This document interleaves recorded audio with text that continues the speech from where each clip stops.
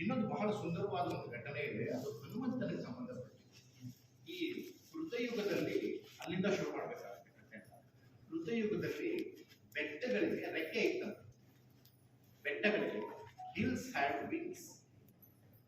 ಆಗ ಈ ಹಿಲ್ಸ್ಗೆ ಮಹಾ ದುರಹಂಕಾರ ಬಂದ್ಬಿಟ್ಟು ಆಕಾಶದಲ್ಲಿ ಎಲ್ಲೆಂದ್ರಲ್ಲೇ ಹಾರ್ತಾ ಹಾರ್ತಾ ಬಂದು ಊರುಗಳ ಮೇಲೆ ಟಪಕ್ಕಂತ ಕೂತ್ಕೊಂಡ್ಬಿಡವು.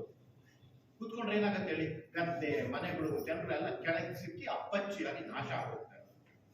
ಇದು ಬಹಳ ದೊಡ್ಡ ಪ್ರಾಬ್ಲಮ್ ಆಗ್ಬಿಟ್ಟು ಆ ಜನರೆಲ್ಲ ಹೋಗಿ ಆಸ್ ಯೂಶುವಲ್ ಇಂದ್ರನ ಹತ್ರ ಮೊರೆ ಇಟ್ಟಂತೆ, ಇದಕ್ಕೆ ಏನಾದ್ರು ನೀವು ಪರಿಹಾರ ಮಾಡಬೇಕು.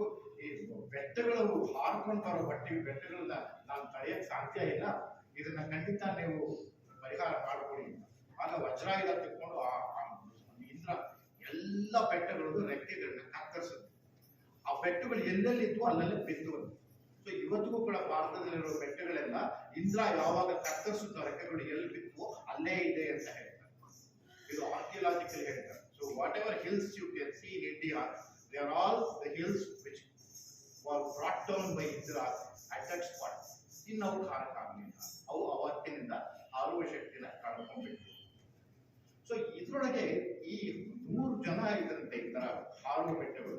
ಅವರೆಲ್ಲ ಪರ್ವತರಾಜನ ಮಕ್ಕಳು, ಅಂದ್ರೆ ಶಿವನ ಹೆಂಡತಿ ಪಾರ್ವತಿ ಇರ್ತಾಳ, ಪಾರ್ವತಿಯ ಸಹೋದರರು 100 ಜನ ಬೆಟ್ಟಗಳು. ಅದರಲ್ಲಿ ಮೊದಲನೇ ಅವನ ಹೆಸರು ಮೈನಾಕ. ಅವನಂತೂ ಅತ್ಯಂತ ಶ್ರೀಮಂತ ಸಹೋದರ. ಅಂದ್ರೆ ಅವನ ಬೆಟ್ಟದಲ್ಲಿ ಚಿನ್ನದ ಶಿಖರಗಳಿರ್ತವೆ.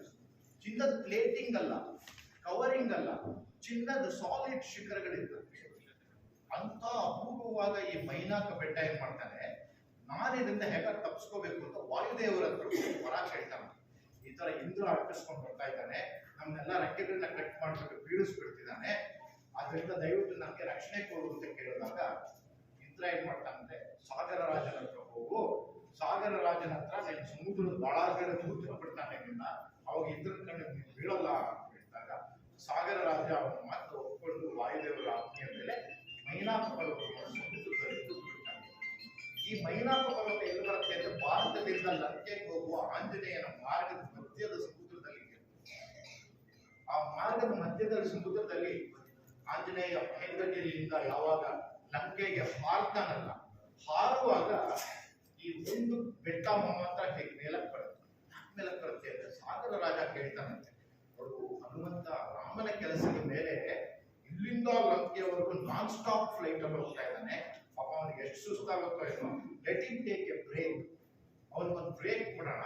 ಹೇಗೂ ನಿನ್ ಬೆಟ್ಟದ ಮೇಲೆ ಒಳ್ಳೊಳ್ಳೆ ಹಣ್ಣುಗಳು ಇದೆಲ್ಲ ಇದೆ, ಅವನು ಮಾನರ ಕಪ್ಪಿ ಹಣ್ಣುಗಳನ್ನೆಲ್ಲ ತಿನ್ಕೋತಾನೆ, ಒಂದ್ ಸ್ವಲ್ಪ ಹೊತ್ತು ಕೂತ್ಕೊಂಡ್ಬಿಟ್ಟು ಮತ್ತೆ ಇನ್ನೊಂದು ಹಾಪಿ ಆಗಿರ್ಲಿ ಹಾಗೆ ಅಂತ ಅಂದ್ಬಿಟ್ಟು ಸಾಗರ ರಾಜ ಕೇಳ್ಕೊಂಡಿದ್ದಕ್ಕೆ ಮೈನಾಕ ಪರ್ವತ ಒಪ್ಕೊಂಡ್ಬಿಟ್ಟು ಹೋದ್ರು. ಇಕ್ಷ್ವಾಕು ವಂಶ ಅಂತಂದ್ರೆ ಸಗರ, ನೀನು ಸಗರನು ಅದೇ ವಂಶದವನು, ಹಾಗಾಗಿ ನಾನು ಮಾತು ಹೋಗ್ತೀನಿ ಅಂತ ಹೇಳ್ಬಿಟ್ಟು ಆಂಜನೇಯ ಆಕಾಶದಲ್ಲಿ ಹಾರ್ತಾ ಇದ್ರೆ ಇದು ಮೇಲಕ್ಕೆ ಬರುತ್ತಂತೆ. ನೋಡಿ, ಚಿನ್ನದ ಬೆಟ್ಟ ಒಂದು ಮೇಲಕ್ಕೆ ಬರ್ತಾ ಇದ್ರೆ ಹೇಗಿರ್ಬೇಕು ಆಂಜನೇಯ. ಅವ್ನು ಕೇಳ್ಕೊತಾನೆ, ಯಾಕೆ ನನ್ ಗಡ್ಡ ಬರ್ತಾ ಇದೆಯಾ, ನಾನು ರಾಮನ ಕೆಲಸದ ಮೇಲೆ ಹೋಗ್ತಾ ಇದ್ದೇನೆ, ನನಗೆ ದಾರಿ ಬಿಡು ಅಂತ ಕೇಳಿದಾಗ ಹೇಳ್ತಾನಂತೆ, ಅಪ್ಪ ನಾನು ನಿನ್ನ ಸ್ನೇಹಿತ, ಸಾಗರ ರಾಜ ಹೇಳಿದ್ದಾನೆ, ನೀನು ಸ್ವಲ್ಪ ವಿಶ್ರಾಂತಿ ತೆಗೆದುಕೊಂಡು, ಆ ವಿಶ್ರಾಂತಿ ತೆಗೆದುಕೊಂಡು ನೀನು ಸ್ವಲ್ಪ ಆರಾಮ ಮಾಡ್ಕೊಂಡು ಮತ್ತೆ ಹಾರಿಬೋದು. ನಾನು ಈ ತರ ತಂದೆ ಆದ ವಾಯುದೇವರ ಕೃಪೆಯಿಂದ ನಾನು ಈ ಸಮುದ್ರದಲ್ಲಿ ನಿಂತು ಗ್ರೇಟ್ಫುಲ್ ಟು ಹಿಮ್, ನಾನು ಅವರಿಗೆ ಇವಾಗ ಚಿರಋಣಿಯಾಗಿದ್ದೇನೆ, ಅದಕ್ಕೋಸ್ಕರ ನಿಮ್ಗೆ ಒಂದು ಸ್ವಲ್ಪ ಆಶ್ರಯ ಕೊಡ್ತೇನೆ, ತಗೋ ಅಂತ ಕೇಳ್ಬಿಟ್ಟಾನೆ ವಿನಯವಾಗಿ. ಆಂಜನೇಯ ಹಾಕ್ತಾನೆ, ರಾಮ ಕಾರ್ಯಕ್ಕೆ ಹೊರಟಿದ್ದೀನಿ, ಸೀತೆಯನ್ನು ಹುಡುಕು ಅಂತ ಹೇಳಿದ್ದಾರೆ. ಸೀತೆಯನ್ನು ಹುಡುಕೋರ್ಗು ನಾನು ರೆಸ್ಟ್ ತಗೊಳ್ಬೇಕು, ಏನ್ ಹೇಳಿದ್ದಾವ ನಾನು ಅದೇ ಮಾಡ್ತೀನಿ.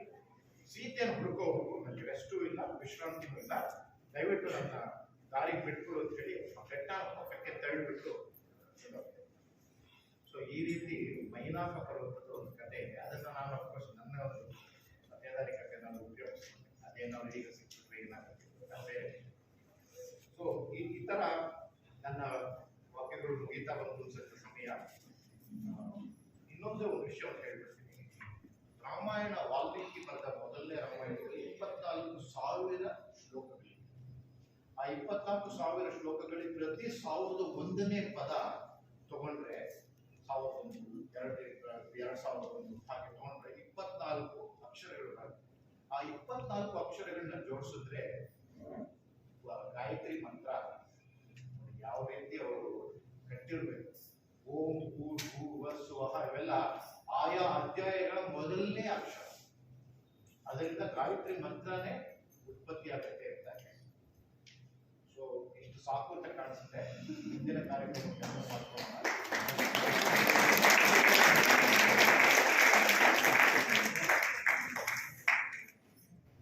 ನಮ್ಮ ಜ್ಞಾನ ಭಂಡಾರವನ್ನೇ ನಿಮಗೆ ಹೇಳಿದಂತ ಶ್ರೀಯುತ ನಾಗೇಶ್ ಕುಮಾರ್ ಅವರಿಗೆ ನಿಮ್ಮೆಲ್ಲರ ಪರವಾಗಿ ಧನ್ಯವಾದಗಳು. ನಮಗೆ ತುಂಬ ನಾವು ತಿಳ್ಕೊಂಡೇ ಇರುವಂಥ ಕೆಲವು ವಿಷಯಗಳನ್ನೆಲ್ಲ ಹೇಳಿದ್ದೀರಾ. ನಮ್ಮ ಜ್ಞಾನ ಭಂಡಾರವನ್ನು ಹೆಚ್ಚಿದ್ದೀರಾ, ಅದಕ್ಕೆ ಧನ್ಯವಾದಗಳು. ಈಗ ಮುಂದೆ ಭಜನಾ ಕಾರ್ಯಕ್ರಮ ಮುಂದುವರಿಯುತ್ತೆ. ಅವರು 3 ಗೀತೆಗಳನ್ನ ಪ್ರಸ್ತುತಪಡಿಸ್ತಾರೆ. ನಂತರ ಚಿತ್ರವನ್ನು ಮಾಡಲಿಕ್ಕೆ ಮೇಡಮ್ ಹೋಗಿದ್ದಾರೆ. ನೆಕ್ಸ್ಟ್ ಆಮೇಲೆ ಕಾರ್ಯಕ್ರಮವನ್ನು ಥ್ಯಾಂಕ್ ಯು.